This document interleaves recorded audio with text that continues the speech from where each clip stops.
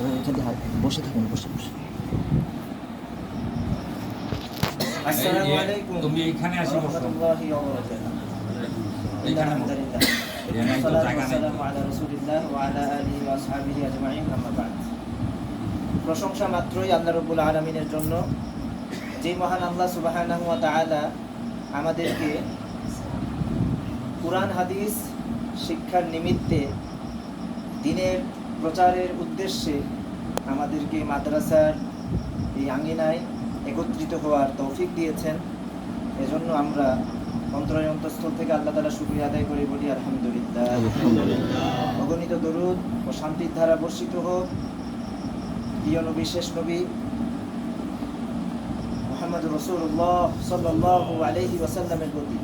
আল্লাহুম্মা সাল্লি আলাইহি আল্লাহুম্মা বারিক আলাইহি। অতঃপর কৃতজ্ঞতা আদায় করব মডেল ইসলাম মাদ্রাসাটার নাম মডেল শশোরা মুসলিম মডেল, শশোরা মুসলিম একাডেমিক শশোরা মুসলিম মডেল ইসলামিয়া মাদ্রাসা, মাদ্রাসা, শশোরা মুসলিম একাডেমি মুসলিম মডেল মাদ্রাসার সম্মানিত সভাপতি, সেক্রেটারি, কমিটির সকল সদস্যবৃন্দ, সম্মানিত শিক্ষকবৃন্দ, প্রিয় ছাত্রবৃন্দ, অভিভাবকবৃন্দ, সকলকে যেন আল্লাহ তাআলা উত্তম জাযায়ে খায়ের দান করেন, সকলে বলি আমিন। আমিন। অতঃপর আমি কোরআনের সূরা জুমারের একটি আয়াত আপনাদের সামনে তুলে ধরব। আউযু বিল্লাহি মিনাশ শাইতানির রাজীম, বিসমিল্লাহির রহমানির রহিম। আল্লাযীনা ইসতামিউনাল কাওল, যারা কথা মনোযোগ দিয়ে শুনে, ফায়াত্তাবিউনা আহসানা, অতঃপর এই কথাগুলোর যেটা উত্তম এটার অনুসরণ করে, উলাইকা আল্লাযীনা হাদাহুমুল্লাহ, আল্লাহ তাআলা তাদেরকে সঠিক পথে পরিচালিত করে, ওয়া উলাইকা হুম উলুল আলবাব, আর তারাই জ্ঞানী। যারা কথা কুরআন হাদিসের কথা মনোযোগ দিয়ে শুনবে, এই কথাগুলোর যেটা উত্তম সেটার অনুসরণ করবে, আল্লাহ তাআলা তাদেরকে সঠিক পথে পরিচালিত করবে। এটা যে কোনো ক্ষেত্রেও হতে পারে, ক্লাসের ক্ষেত্রে, যে কোনো একটা মাজলিসের কথা শোনার ক্ষেত্রে, তারা কিন্তু জ্ঞানী যারা কথা মনোযোগ দিয়ে শুনে আর এই কথাগুলোর অনুসরণ করে, যেগুলো উত্তম অনুসরণ করতে হবে সেগুলোর অনুসরণ করে। তাহলে আশা করি আপনারা সবাই কথাগুলো মনোযোগ দিয়ে শুনবেন ইনশাআল্লাহ।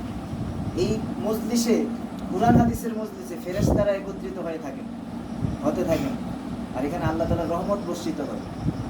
ইয়ানজিলু আলাইহিমুস সাকিনাহ, সাকিনা অবতীর্ণ হয়। আল্লাহ তাআলা এই মজলিসের কথা ফেরেশতাদের কাছে আলোচনা করেন। এই দিনের আল্লাহর রাস্তায় যারা বের হবে, আমরা কিন্তু সবাই আল্লাহর রাস্তায়, যারা জানমাল নিয়ে আল্লাহর রাস্তায় বের হয়ে গেছে, এটাও আল্লাহর রাস্তা।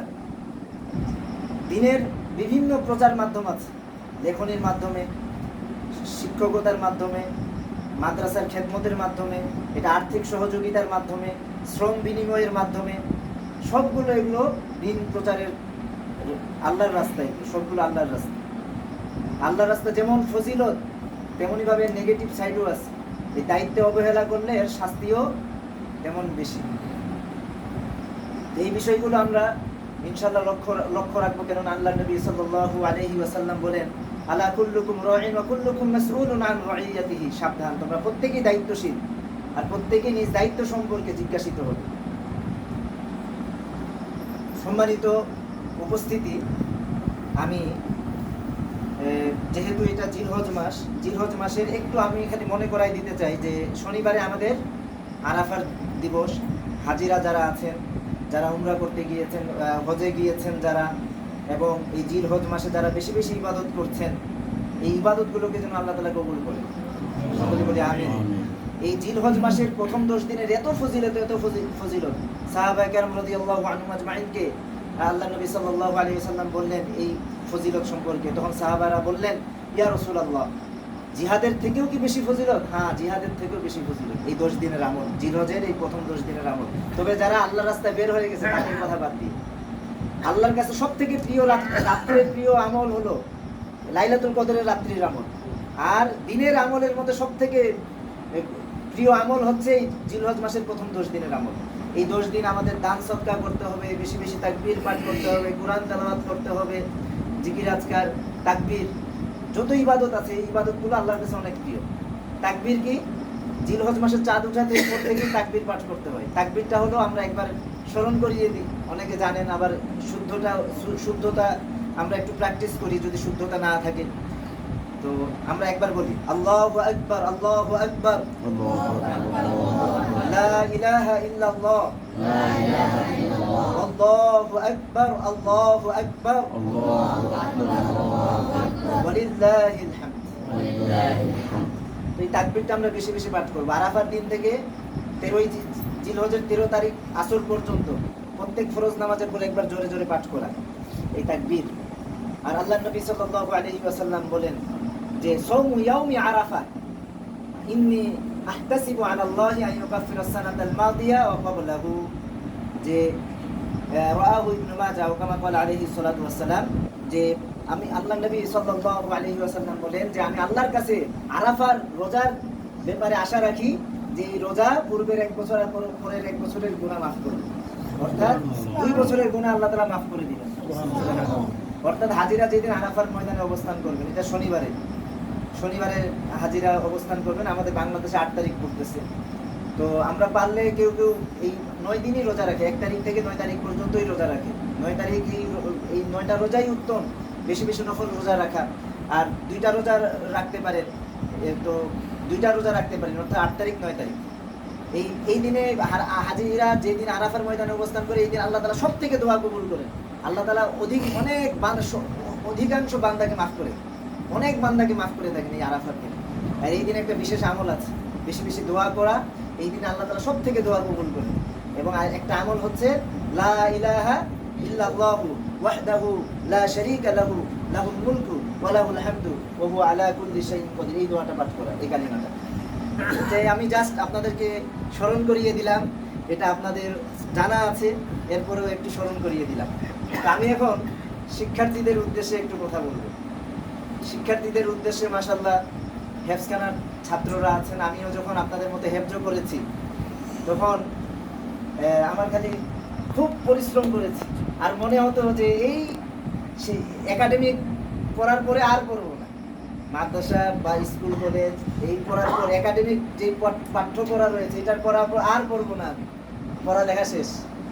কিন্তু এই চিন্তা ভাবনাটা আমার ভুল ছিল।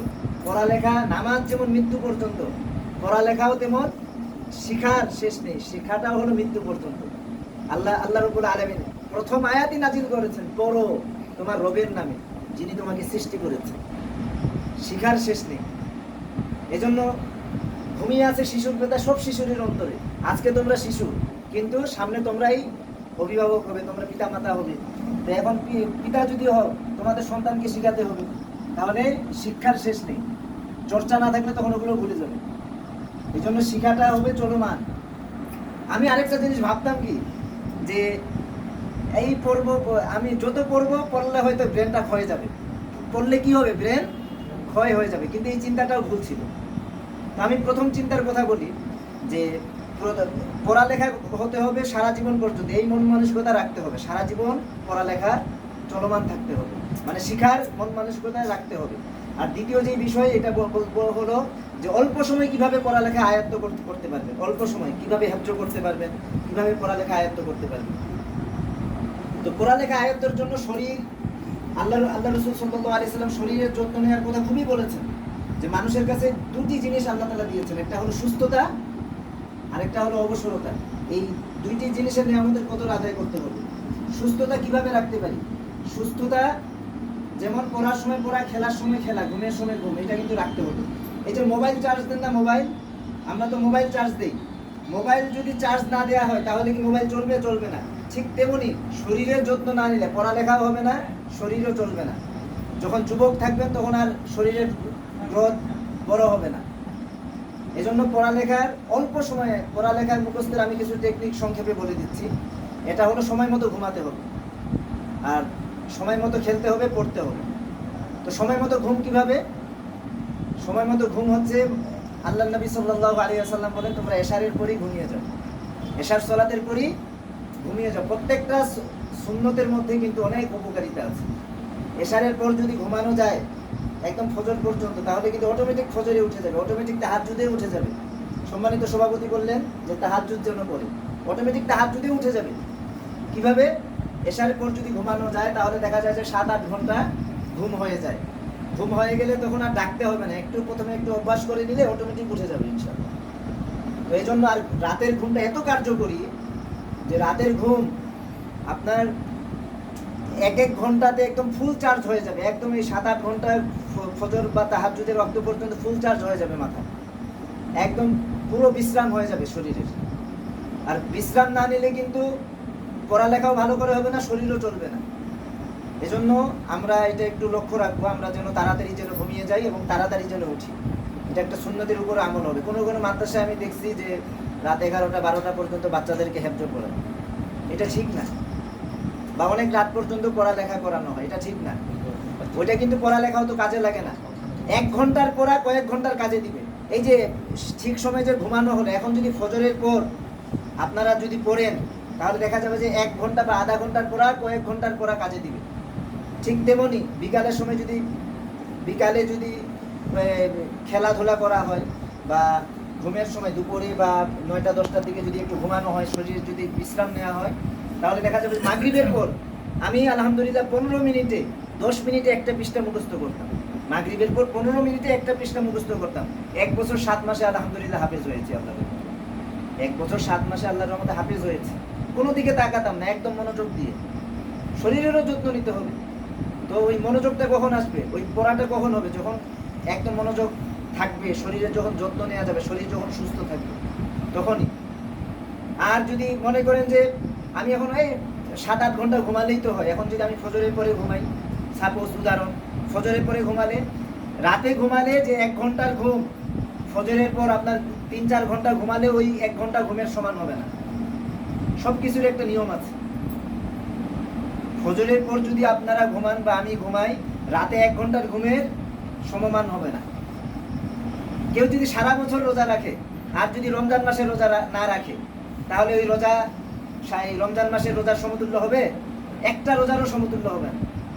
ঠিক সব কিছুর একটা সময় আছে।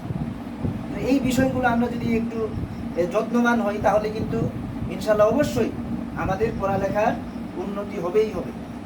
আর সম্মানিত কমিটিবৃন্দ, অভিভাবকবৃন্দ আছেন, আমি বলবো যে বর্তমান যুগে আরবি ভাষা আর ইংরেজি ভাষায় কেউ যদি পারদর্শী হয় তাহলে কিন্তু অন্য কোথাও সে দুনিয়াতেও ঠেকবে না, আখিরাতেও ঠেকবে না ইনশাআল্লাহ।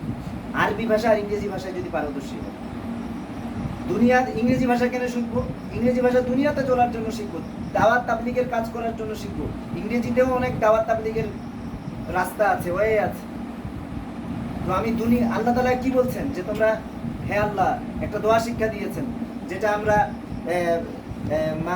রুকনে ইয়ামানি থেকে যে হাজরে আসওয়াদে একটা দোয়া পড়ি। কি দোয়া?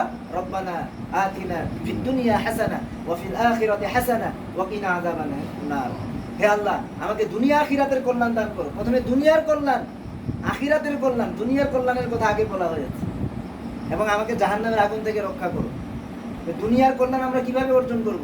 তো অবশ্যই আমাদেরকে দুনিয়াতে চলতে হলে ইংরেজি